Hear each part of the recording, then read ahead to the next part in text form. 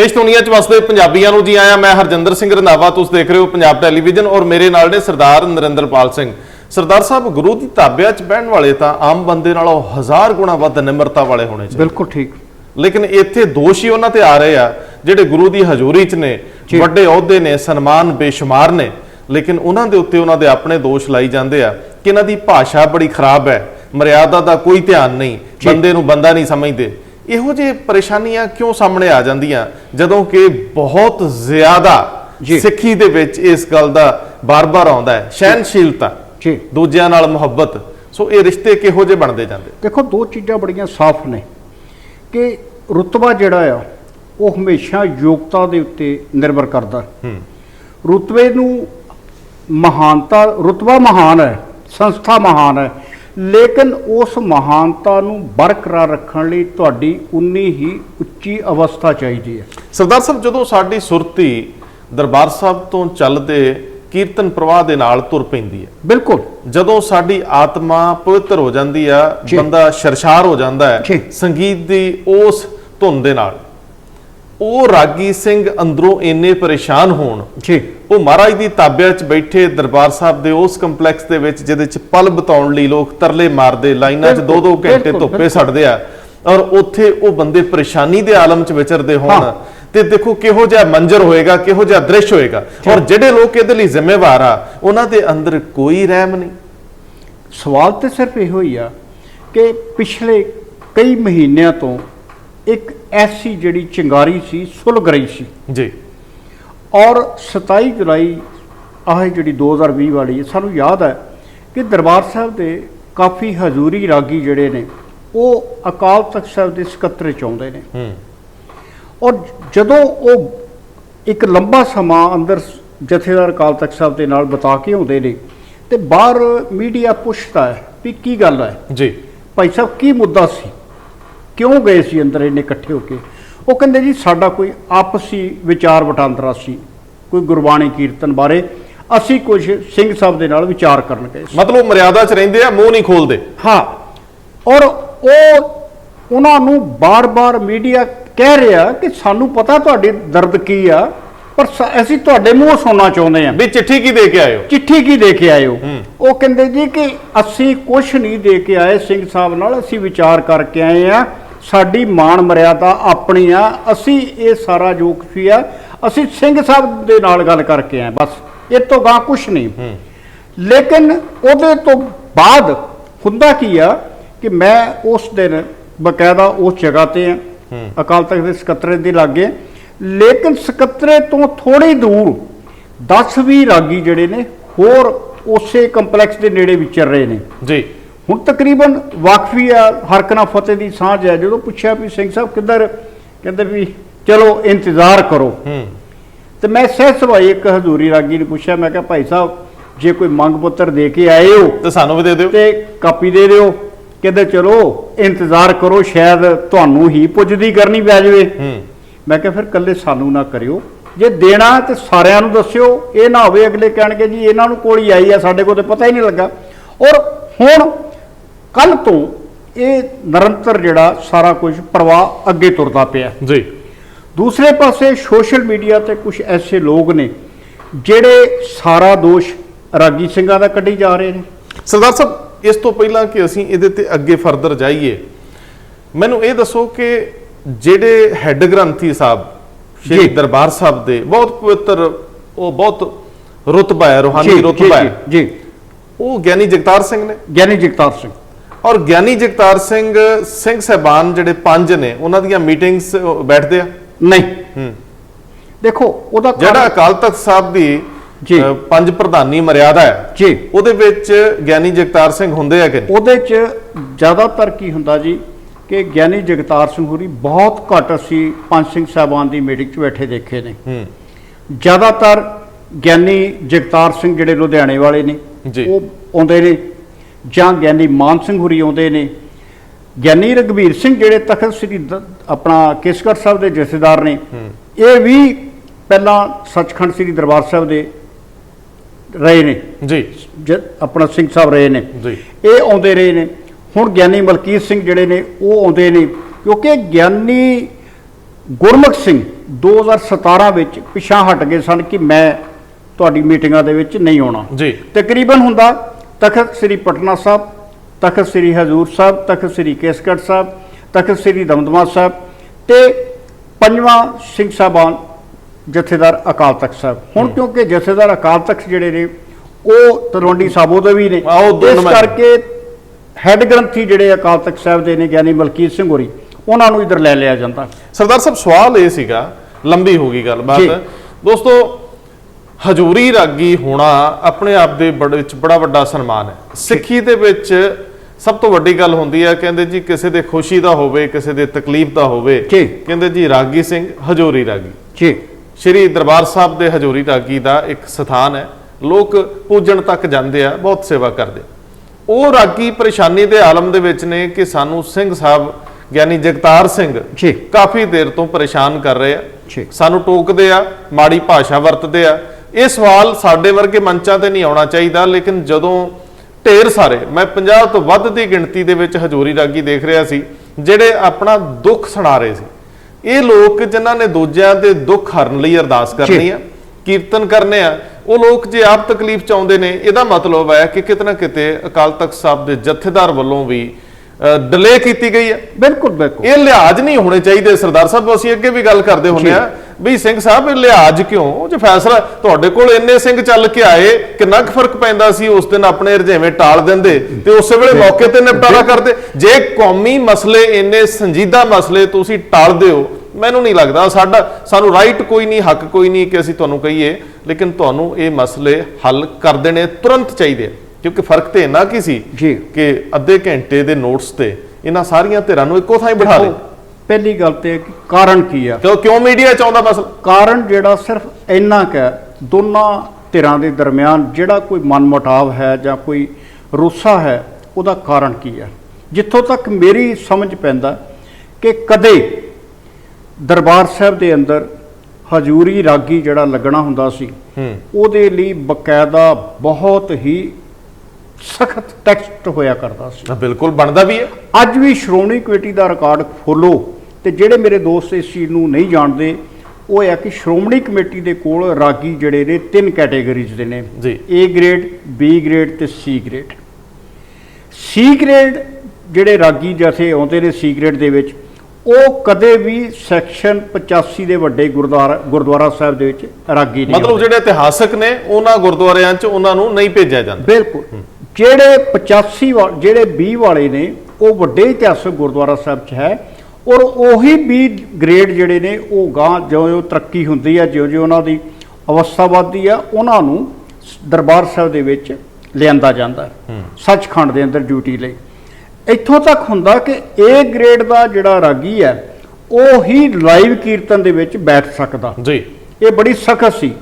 ਔਰ ਸਾਨੂੰ ਯਾਦ ਹੈ ਕਿ ਜਥੇਦਾਰ ਗੁਰਚਰਨ ਸਿੰਘ ਟੌੜਾ ਦੇ ਹੁੰਦਿਆਂ ਬਕਾਇਦਾ ਇੱਕ ਕੀਰਤਨ ਸਬ ਕਮੇਟੀ ਹੁੰਦੀ ਸੀ, ਜਿਹਦੇ 'ਚ ਡਾਕਟਰ ਜੋਤ ਸਿੰਘ ਵਰਗੇ ਲੋਕ, ਪ੍ਰਿੰਸੀਪਲ ਸਤਵੀਰ ਸਿੰਘ ਔਰ ਹੋਰ ਆਲ ਇੰਡੀਆ ਰੇਡੀਓ ਦੇ ਜਿਹੜੇ ਗੁਣੀ ਸਨ, ਉਹ ਨਿਗਾਹ ਰੱਖਦੇ ਸਨ ਕੀਰਤਨ ਦੇ ਉੱਤੇ ਵੀ ਅੱਜ ਜਿਹੜਾ ਕੀਰਤਨ ਲਾਈਵ ਹੋਇਆ, ਰਾਗੀ ਸਿੰਘ ਦਾ ਕੀ ਗਾਇਨ ਦਾ, ਉਹਦੀ ਰਾਗ ਦੇ ਉੱਤੇ ਪਕੜ ਦਾ ਕੀ ਮਿਆਰ ਆ। ਸਬ ਕਮੇਟੀਆਂ ਤੇ ਬਾਅਦ 'ਚ ਵੀ ਬਣੀਆਂ, ਲੇਕਿਨ ਉਹਨਾਂ ਦੇ ਵਿੱਚ ਤਾਂ ਨਿਊਜ਼ ਰੀਡਰ ਪਾਲੇ ਗਏ। ਲੇਕਿਨ ਗੱਲ ਤੇ ਫਿਰ ਉੱਥੇ ਆ ਗਈ ਕਿ ਸਵਾਲ ਸਿਰਫ ਇੰਨਾ ਲਿਹਾਜ਼ ਪਾਲੇ ਗਏ ਕਿ ਜਿਹੜਾ ਇਹਨਾਂ ਦਾ ਵੀ ਕੋਈ ਆਪਸੀ ਮਨਮੁਟਾਵ ਹੈ, ਉਹ ਵੀ ਇਹੀ ਹੈ।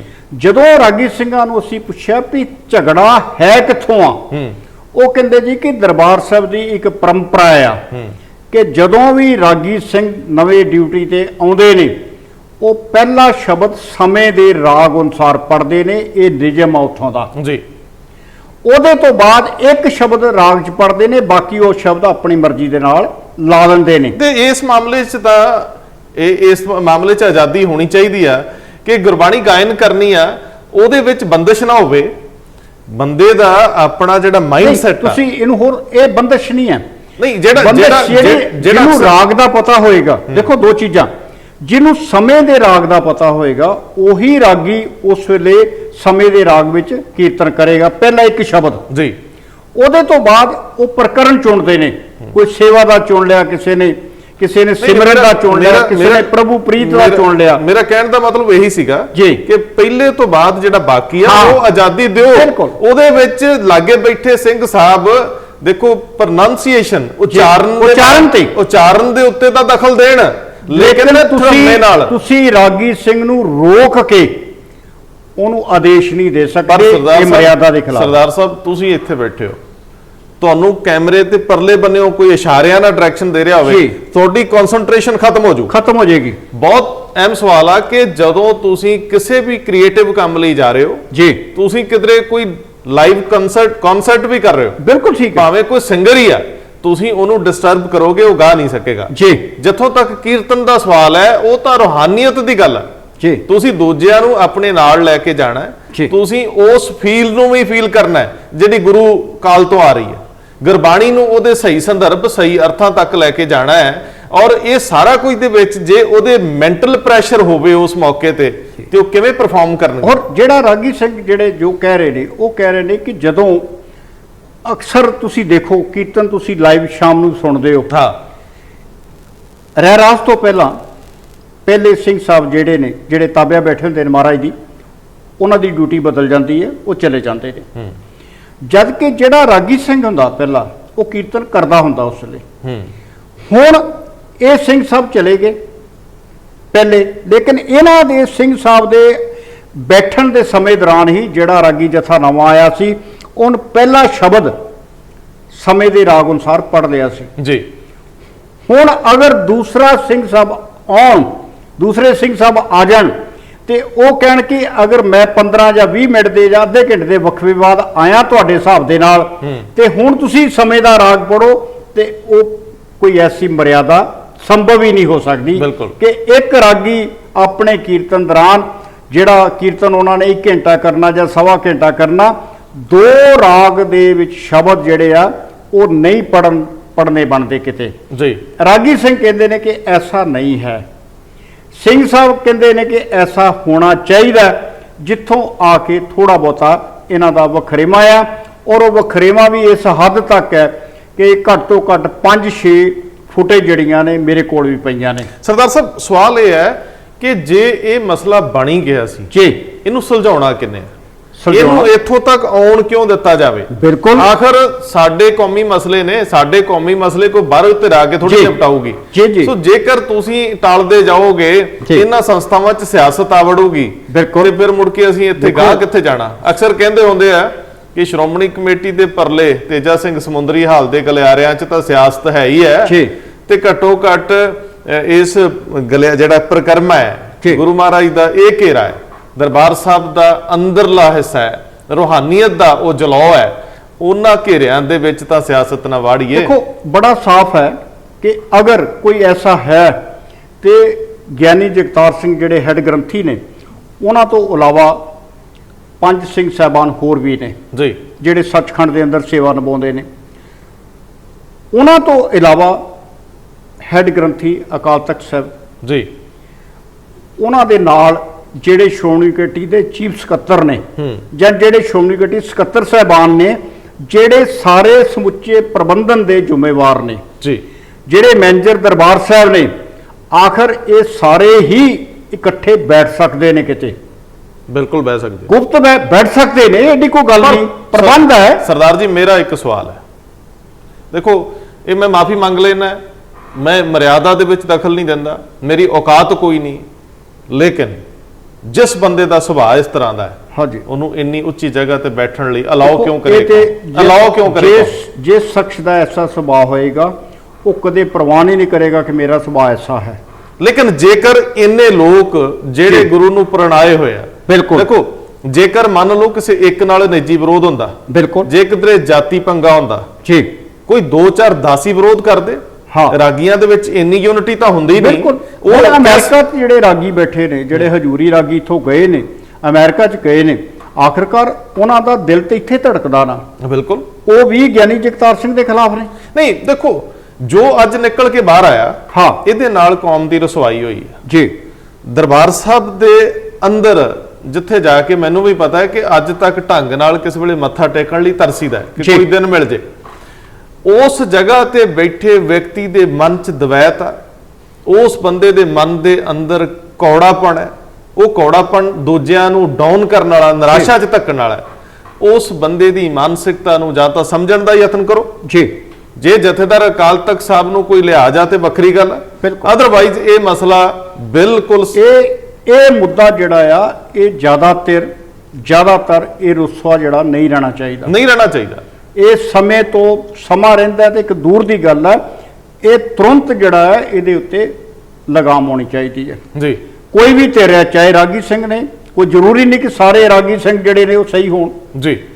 ਜਿੱਥੇ ਵੀ ਕੋਈ ਦੋਸ਼ ਹੈ ਤੁਰੰਤ ਜਿਹੜਾ ਉਸੇ ਵਕਤ ਖਤਮ ਹੋਣਾ ਚਾਹੀਦਾ। ਅੱਗੇ ਵੀ ਇੱਕ ਵਾਰੀ ਇੱਕ ਮਸਲਾ ਆਇਆ ਸੀਗਾ, ਮੇਰੇ ਧਿਆਨ 'ਚ ਆਇਆ ਸੀਗਾ, ਸਾਨੂੰ ਕਿਸੇ ਨੇ ਦੱਸਿਆ ਕਿ ਕੋਈ ਬਜ਼ੁਰਗ ਲੇਡੀ ਸੀ, ਉਹਦਾ ਫੋਨ ਅੰਦਰ ਕਿਤੇ ਵੱਜ ਗਿਆ, ਉੱਥੇ ਤਾਬਿਆਂ ਦੇ ਕੋਲ ਬੈਠਿਆ, ਆਮ ਤੌਰ ਤੇ ਫੋਨ ਤਾਂ ਬੰਦ ਕਰਾ ਲਏ ਜਾਂਦੇ, ਲੇਕਿਨ ਉਹ ਬਿਰਧ ਲੇਡੀ ਸੀ, ਉਹਦੇ ਕੋਲ ਫੋਨ ਬੰਦ ਕਰਨ ਲੱਗਿਆ ਜਾਂ ਉਹਨੂੰ ਰੋਕਣ ਲੱਗਿਆ ਕੁਝ ਸੈਕਿੰਡ ਲੱਗੇ ਜਾਂ ਉਹਦੇ ਕੋਲ ਬੰਦ ਨਹੀਂ ਸੀ ਹੋ ਰਿਹਾ।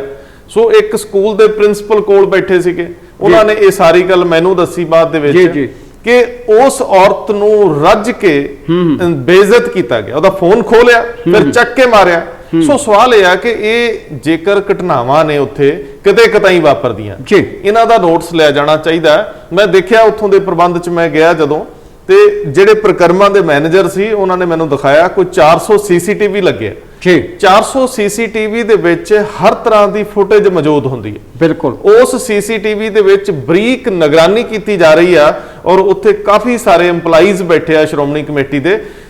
ਸਾਰਾ ਪ੍ਰਬੰਧ ਬਿਹਤਰ ਹੈ, ਚ ਕੋਈ ਦੋ ਰਾਵਾਂ ਨਹੀਂ, ਔਰ ਅੱਛੇ ਤਰੀਕੇ ਨਾਲ ਜਿਹੜੇ ਮੈਨੇਜਰ ਤੇ ਸਕੱਤਰ ਨੇ ਚਲਾ ਰਹੇ ਨੇ ਸਾਰੇ ਸਿਸਟਮ ਨੂੰ। ਲੇਕਿਨ ਜੇਕਰ ਜਿੱਥੇ ਵੀ ਖਾਮੀ ਆ ਉਹਨੂੰ ਦੂਰ ਕਰਨਾ ਬਣਦਾ। ਸਰਦਾਰ ਸਾਹਿਬ ਇੱਕ ਮਸਲਾ ਮੈਂ ਤੁਹਾਨੂੰ ਹੋਰ ਗੱਲ ਕਰਨ ਲੱਗਾ, ਮੈਨੂੰ ਜਿੱਥੋਂ ਤੱਕ ਯਾਦ ਹੈ ਇਸ ਤੋਂ ਪਹਿਲਾਂ ਜਥੇਦਾਰ ਅਕਾਲ ਤਖਤ ਸਾਹਿਬ ਪਾਸ ਹੋਣ ਤੋਂ ਪਹਿਲਾਂ ਇਹੀ ਰਾਗੀ ਜਥੇ ਜਿਹੜੇ ਨੇ ਇਹ ਵੱਖ-ਵੱਖ ਸਕੱਤਰ ਸਾਹਿਬਾਨ ਕੋਲ ਆਪਣਾ ਦਰਦ ਲੈ ਕੇ ਗਏ ਨੇ ਜੀ, ਲੇਕਿਨ ਕਿਸੇ ਨੇ ਵੀ ਇਹਨੂੰ ਨਜਿੱਠਣ ਦੀ ਕੋਸ਼ਿਸ਼ ਹੀ ਨਹੀਂ ਕੀਤੀ। ਤੇ ਬੜਾ ਸਪਸ਼ਟ ਹੈ ਕਿ ਕਹਿਣ ਨੂੰ ਸਕੱਤਰ ਸਾਹਿਬਾਨ ਜਿਹੜੇ ਨੇ ਪ੍ਰਬੰਧਕ ਨੇ, ਮੁੱਖ ਪ੍ਰਬੰਧਕ ਨੇ, ਫੈਸਲੇ ਲੈ ਸਕਦੇ ਨੇ। ਸਿੰਘ ਸਾਹਿਬ ਨੂੰ ਸਤਿਕਾਰ ਸਹਿਤ ਬੇਨਤੀ ਕੀਤੀ ਜਾ ਸਕਦੀ ਕਿ ਸਿੰਘ ਸਾਹਿਬ ਨਿਬੇੜ ਦਈਏ ਇਸ ਚੀਜ਼ ਨੂੰ, ਜੇ ਕਿਤੇ ਤੁਹਾਨੂੰ ਜੇ ਇਹ ਨਹੀਂ ਆ ਤੇ ਫਿਰ ਦੱਸੋ ਕਿੱਦਾਂ ਕਰਨਾ ਹੈ। ਕਿਉਂਕਿ ਜਿਹੜੀ ਪਰੰਪਰਾ ਅੰਦਰ ਦੀ ਇੱਕ ਵਾਰ ਬਣ ਚੁੱਕੀ ਆ, ਤੁਸੀਂ ਉਸ ਪਰੰਪਰਾ ਨੂੰ ਤੋੜ ਨਹੀਂ ਸਕਦੇ। ਬਿਲਕੁਲ ਨਹੀਂ ਤੋੜਨ ਲਈ ਕਹਿੰਦੇ ਅਸੀਂ, ਕਿਉਂਕਿ ਕੀਰਤਨ ਸਬ ਕਮੇਟੀ ਨੇ ਕੁਝ ਨਿਯਮ ਤੈਅ ਕੀਤੇ ਹੋਣਗੇ ਰਾਗਾਂ ਬਾਰੇ, ਗੁਰਬਾਣੀ ਦੇ ਗਾਇਨ ਬਾਰੇ, ਔਰ ਕਿਹੜੇ ਜਿਸ ਤਰ੍ਹਾਂ ਹੁਣ ਭਾਈ ਗੁਰਦਾਸ ਦੀਆਂ ਵਾਰਾਂ ਜਿਹੜੀਆਂ ਉਹ 'ਚੋਂ ਗਾਇਨ ਹੋ ਸਕਦਾ, ਭਾਈ ਨੰਦ ਲਾਲ ਜੀ ਦੀਆਂ ਗਜ਼ਲਾਂ ਜਿਹੜੀਆਂ ਗਾਇਨ ਹੋ ਸਕਦੀਆਂ ਨੇ। ਸੋ ਇਸ ਤਰ੍ਹਾਂ ਦੇ ਫੈਸਲੇ ਤੇ ਪਹਿਲਾਂ ਲਾਗੂ ਨੇ ਨਾ।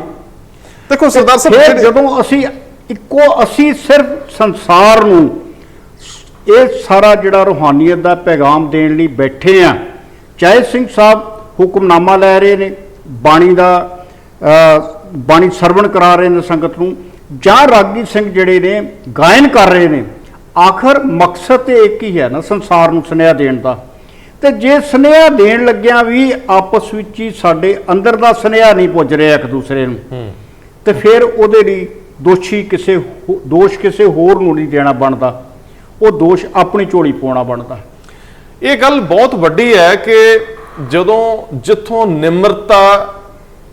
ਨਿਮਰਤਾ ਦੇ ਲਈ ਸਾਨੂੰ ਉਸ ਸਥਾਨ ਵੱਲ ਦੇਖਣਾ ਪੈਂਦਾ।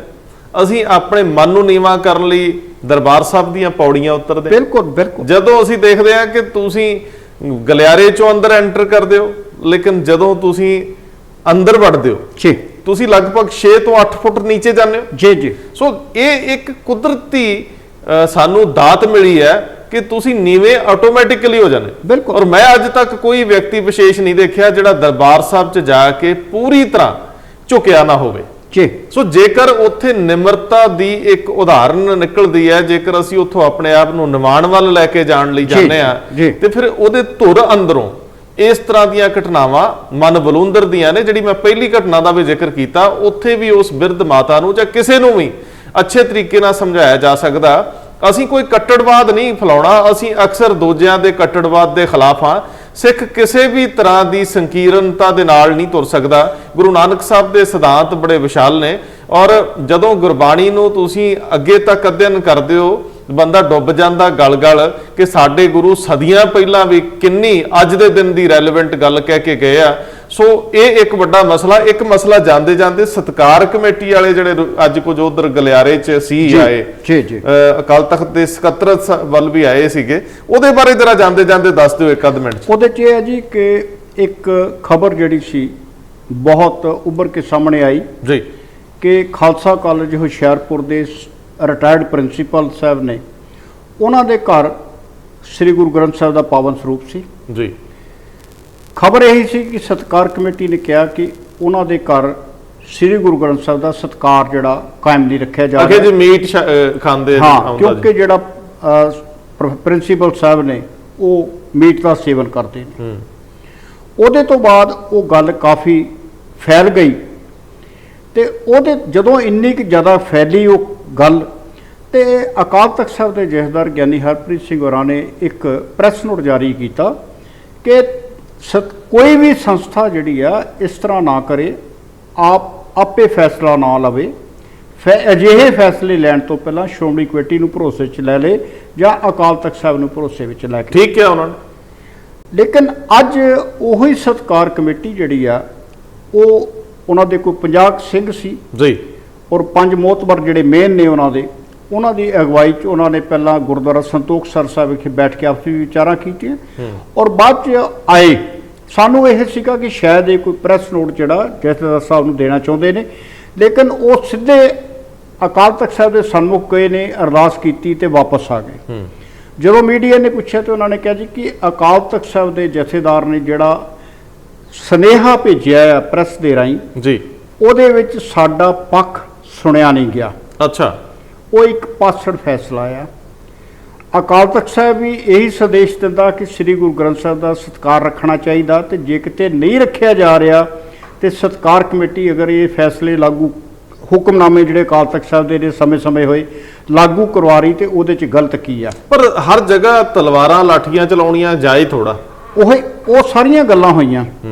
ਫਿਰ ਇਸੇ ਹੀ ਜਿਹੜਾ ਵਿਵਾਦ ਸੀ, ਇਹ ਜਿਹੜਾ ਪ੍ਰਿੰਸੀਪਲ ਸਾਹਿਬ ਦੇ ਘਰੋਂ ਜਿਹੜਾ ਪਾਵਨ ਸਰੂਪ ਗਿਆ, ਉਹਦੇ ਤੋਂ ਬਾਅਦ ਫੇਸਬੁੱਕ ਦੇ ਉੱਤੇ ਇੱਕ ਨਵਾਂ ਜਿਹੜਾ ਵਿਵਾਦ ਸਾਹਮਣੇ ਆਇਆ ਕਿ 2016 ਦੇ ਵਿੱਚ ਜਲੰਧਰ ਦੇ ਇੱਕ ਪਰਿਵਾਰ ਦੇ ਕੋਲੋਂ ਇੱਕ ਪਾਵਨ ਸਰੂਪ ਜਿਹੜਾ ਕਿ ਉਹਨਾਂ ਦੇ ਪੁਰਖਿਆਂ ਨੇ ਕਿਤੇ ਪਾਕਿਸਤਾਨ ਤੋਂ ਲਿਆਂਦਾ ਸੀ ਔਰ ਉਹ ਹੱਥ ਲਿਖ ਸੀ ਔਰ ਕਿਹਾ ਜਾਂਦਾ ਕਿ ਸੁਨਹਿਰੀ ਅੱਖਰਾਂ ਨਾਲ ਲਿਖਿਆ ਹੋਇਆ ਸੀ। ਅੱਛਾ, ਉਹ ਸਰੂਪ ਵੀ ਇਹੋ ਸਤਕਾਰ ਕਮੇਟੀ ਜਿਹੜੀ ਸੀ ਲੈ ਗਈ ਸੀ।